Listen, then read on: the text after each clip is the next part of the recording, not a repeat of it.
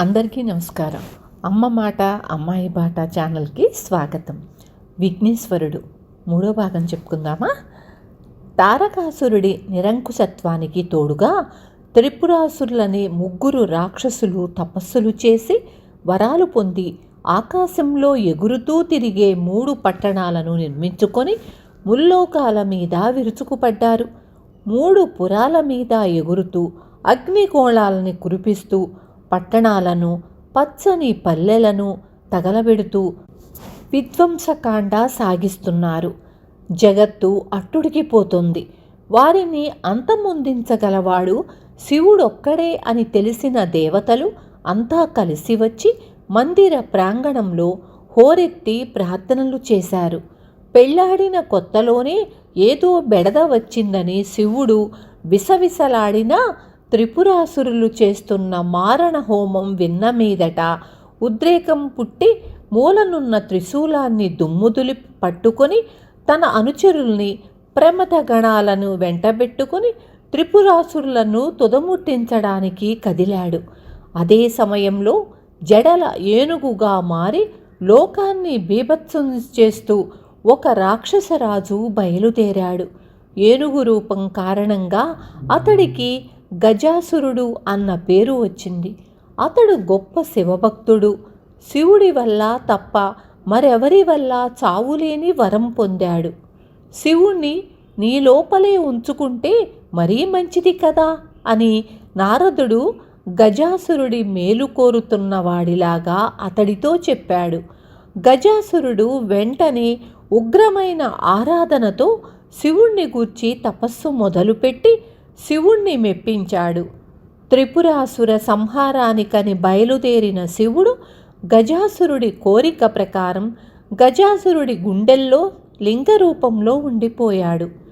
శివుడు గజాసురుడి గుండెల్లో ఉండిపోతే త్రిపురాసుర సంహారం ఎలా జరుగుతుంది? నవవధువు పార్వతి ముచ్చట తీరేదెలా?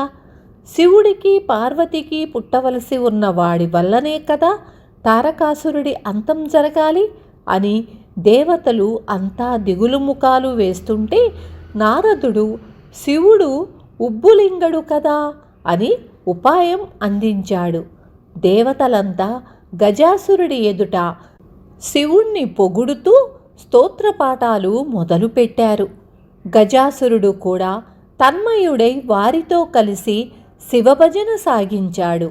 శివలింగం ఉబ్బి అలా అలా పెరిగిపోతూ గజాసురుణ్ణి చీల్చివేసింది. శివుడు యువతల పడ్డాడు. గజాసురుడు కన్ను మూస్తూ నిన్ను నమ్ముకుంటే ఇలా చేశావేమిటి అని శివుణ్ణి నిందించగా గజ, శివభక్తికి తార్కాణంగా కలకాలం నీ పేరు నిలిచేలాగా ఏనుగుతల నాకు సన్నిహితంగా ఉంటుంది. గజ చర్మాన్ని కట్టుకుంటాను అని శివుడు చెబుతూ గజాసురుణ్ణి తనలోకి తీసుకొని కైవల్యాన్ని ప్రసాదించాడు. శివుడు భూమిని రథంగా, సూర్యచంద్రుల్ని రథచక్రాలుగా, వేదాలు గుర్రాలుగా, బ్రహ్మ సారథిగా, మేరు పర్వతాన్ని ధనస్సుగా, విష్ణువును బాణంగా సమకూర్చుకొని తన అనుచరులైన నంది, శృంగి, భృంగి మొదలైన ప్రమథగణాలను వెంటపెట్టుకొని 3,000,000 దేవతలు వారి వారి దేవేరులతో సహా వెనుకరాగా భయంకరులైన త్రిపురాసురులపై యుద్ధానికి వెళ్ళాడు. ఇంట్లో ఒంటరి పార్వతి కాలం బరువుగా గడుస్తున్నది. శివుడు ఎప్పుడు వచ్చేది తెలియదు. ఆ సమయంలో నారదుడు వచ్చి, అమ్మాయి పార్వతి, శివుడు నిన్ను పెళ్లాడినప్పటి నుంచి తారకాసురుడు తల్లడిల్లిపోతూ పీడకలలు కంటున్నాడు. నీకు ఎలాంటి హాని తలపెడతాడో ఏమో. వాడికి వజ్రదంతుడు తోడై ఉన్నాడు. వజ్రదంతుడు బహుమాయావి. నువ్వు చాలా జాగ్రత్తగా ఉండాలి సుమా అని హెచ్చరించి వెళ్ళాడు. పార్వతికి మరింత చిరాకు దిగులు కూడా కలిగాయి. చక్కగా తలంటు స్నానం చేస్తే చిరాకు తగ్గి బావుంటుందనిపించింది. పార్వతి నలుగు పెట్టుకొని ఆ నలుగు ముద్ద కూడ తీసి ఆ ముద్దతో ఒక బొమ్మ చేసి ముచ్చటగా చూసుకొని అలా కింద పెట్టి అటూ ఇటూ తిరిగి చూసేసరికి బొమ్మకు మారుగా ముద్దులు మూటగట్టే బాలుడు కనిపించాడు. ఎవరబ్బా నీవు అని పార్వతి అడిగింది. నీ కాంతిని పుణికి పుచ్చుకొని రాలిన నలుగు ముద్దనే కదటమ్మా, నీ పుత్రుణ్ణి పుత్రగణపతిని అన్నాడు బాలుడు. పార్వతి బాలుణ్ణి అక్కున చేర్చుకొని ముద్దాడి ఒక అంకుశ, గద, దండాన్ని అతని చేతికిచ్చి, నాయనా, ఎవ్వరిని అంటే పురుగునైనా రానియకు అని చెప్పి సింహద్వారం దగ్గర కాపలా ఉంచింది. అమ్మా, తినడానికేమైనా పెట్టవు అని అడిగాడు కుర్రవాడు.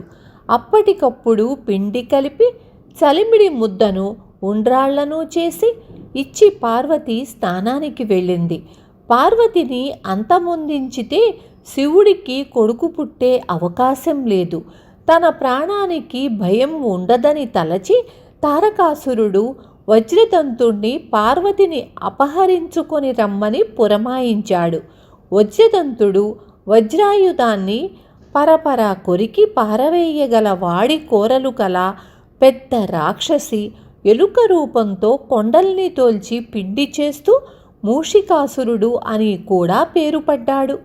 పార్వతిని అపహరించుకురావడానికి ముందు గజకర్ణి, గోకర్ణి అనే తన ముఖ్య అనుచరులైన రాక్షసులిద్దరినీ పంపాడు. వాళ్ళు దున్నపోతుల్లా బలిసిన కుర్రాళ్ల రూపంతో వెళ్ళి దొంగచూపులు చూస్తూ సింహద్వారం దగ్గర అంకుశ, గద, దండాన్ని పట్టి అటూ ఇటూ తిరుగుతూ కాపలా కాస్తున్న బాలుణ్ణి ఆడుకుందాంరా అని పిలిచారు. బాలుడు వాళ్లను చూడనట్టే చూసి నవ్వుతూ, ముందు కాస్త తినండిరా అంటూ 2 చలిమిడి ముద్దలు వాళ్ల మీదకు విసిరాడు. వాళ్ల తలలు దిమ్మ తిరిగి పారిపోబోతుంటే 2 ఉండ్రాళ్ళు పెద్ద బండరాళ్ళై వాళ్ల ముందు పడగా బోర్లా పడ్డారు. పుత్రగణపతి వాళ్లను పిలిచి చెవులు పట్టుకొని 3 గుంజీళ్లు తీసి లెంపలేసుకొని మరీ పొండిరా అని ఆజ్ఞాపించాడు. వాళ్ళలాగే చేసి రాక్షస రూపాలతో వజ్రదంతుడికి ఎగ ఊపిరితో జరిగింది చెప్పారు. వజ్రదంతుడు హోంకరించి ఎలుక రూపంతో వెళ్ళి ద్వారానికి సమీపంలో బొరియ చేసి దూరబోతుండగా పుత్రగణపతి మొలపాశాన్ని తీసి ఉచ్చుపన్ని విసిరి మూషికాన్ని పట్టాడు. ఉచ్చు మెడకు బిగిసి కీచుమంటున్న దాని నెత్తిన 4 మొట్టికాయలు మొట్టి తోక పట్టుకొని గిరగిరా తిప్పి విసిరేశాడు. పుత్రగణపతి విసురుకు మూషికాసురుడు అమాంతంగా అతని రాజ్యంలో అంతఃపురం ముందు దభీమని నిజరూపంతో బోర్లా పడ్డాడు. అతని భార్య ధవళ గొప్ప దేవీ భక్తురాలు. ఎప్పటికీ తన పసుపు కుంకుమలు నిలిచేలాగా భర్తకు చావులేని వరం దేవి వల్ల పొందింది. ధవళ భర్తను ఊరడించి వరం సంగతి చెప్పి ధైర్యం కలిగించి పార్వతి జోలికి పోవద్దని హితవు చెప్పింది. త్రిపురాసురులను సంహరించి ముందుగా వచ్చిన శివుడు పార్వతిని చూడాలనే తహతహతో హుటాహుటీగా వెళ్ళబోతుంటే బాలుడు అడ్డగించాడు. శివుడు చకితుడై ఎవరు నువ్వు అని గద్దించాడు. బాలుడు పకపకా నవ్వుతూ, అమ్మ కొడుకును, మాయావులు వేషధారులు తిరుగుతున్నారు, పురుగైనా పోకుండా కాపలా పెట్టింది మా అమ్మ అన్నాడు. నేను ఈశ్వరుణ్ణి, దేవుణ్ణి అన్నాడు శివుడు. నాకు ఎటువంటి దేవుడితోనూ నిమిత్తం లేదు. అమ్మ ప్రకృతి స్వరూపిణి. ప్రకృతి శాసనాన్ని అనుసరించి నడుచుకోవడం కంటే జీవకోటికి వేరే ధర్మమేదీ లేదు కదా. అమ్మ ఆజ్ఞ పాలించటమే నా విధి అన్నాడు బాలుడు.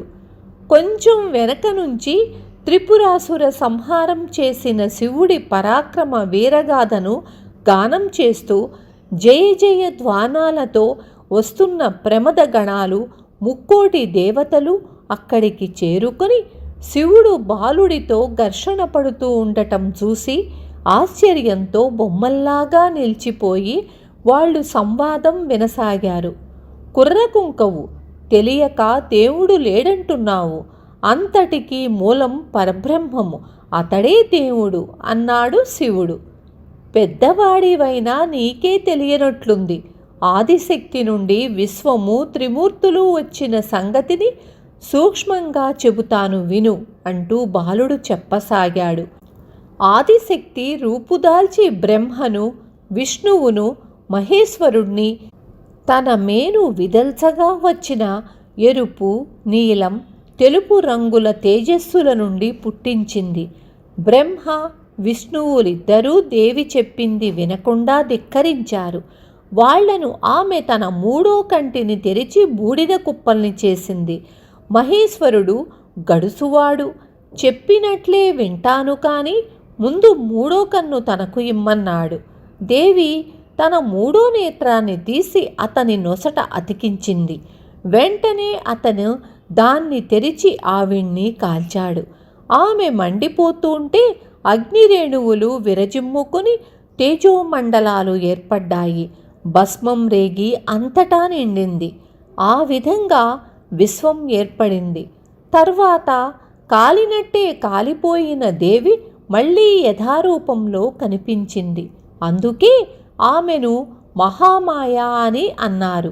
మహేశ్వరుణ్ణి మెచ్చుకొని అతన్ని లయకారుడిగా నిర్ణయించింది. బ్రహ్మ విష్ణువులను వారి బూడిదల నుండి రప్పించింది. కొంత మిగిలి ఉన్న తన బూడిదను 3 భాగాలు చేసి వాణిని, లక్ష్మిని, ఉమను రూపొందించింది. వాణిని బ్రహ్మ, లక్ష్మిని విష్ణువు, ఉమా మహేశ్వరుడు అర్ధాంగులుగా స్వీకరించి లోకపాలన చెయ్యండని చెప్పి దేవి అంతర్ధానమయ్యింది. నీవు చెప్పిందంతా ఒట్టి కట్టుకథ అన్నాడు శివుడు. నాది కట్టుకథ అయితే బ్రహ్మము దేవుడు అంటూ నీవు చెప్పేదంతా కేవలము మెట్ట వేదాంతం అంటే తప్పేముంది? అంతా దేవుడి నుండి పుట్టిందనడం కంటే ఆదిశక్తి నుండి వచ్చిందనడం ఎక్కువ నిజంగా వినిపించడం లేదా అని అడిగాడు బాలుడు.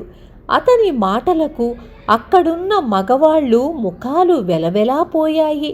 ఒక్క విష్ణువు మాత్రం మెచ్చుకుంటున్నట్లుగా బాలుణ్ణి చూసి చిరునవ్వు నవ్వాడు. బ్రహ్మ బాలుడి తర్కానికి మురిసిపోయాడు.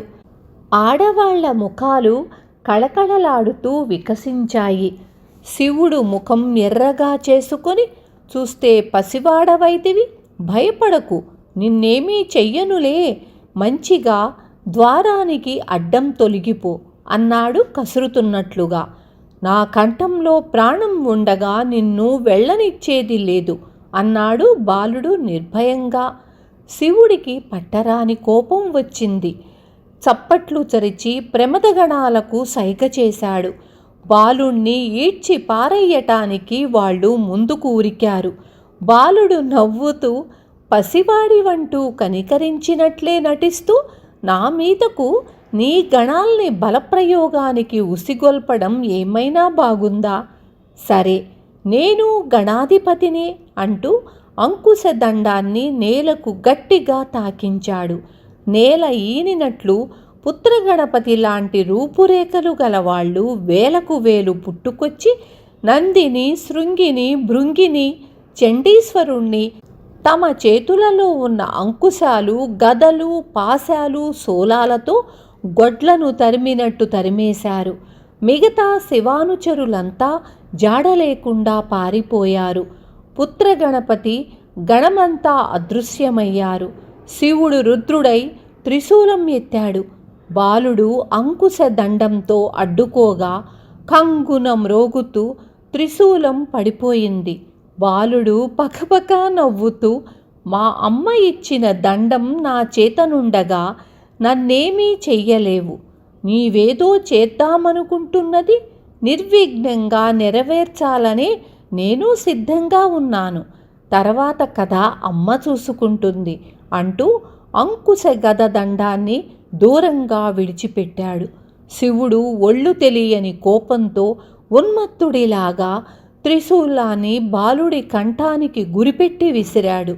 మరుక్షణంలో బాలుడు అమ్మా అని పెద్ద పెట్టున అరుస్తుండగా అతని తల తెగి ఆకాశానికి ఎగిరి పెద్ద జ్యోతిగా వెలిగిపోతూ అంతరిక్షంలో లీనమైపోయింది. విన్నారు కదా, తరువాయి భాగం రేపు చెప్పుకుందాము.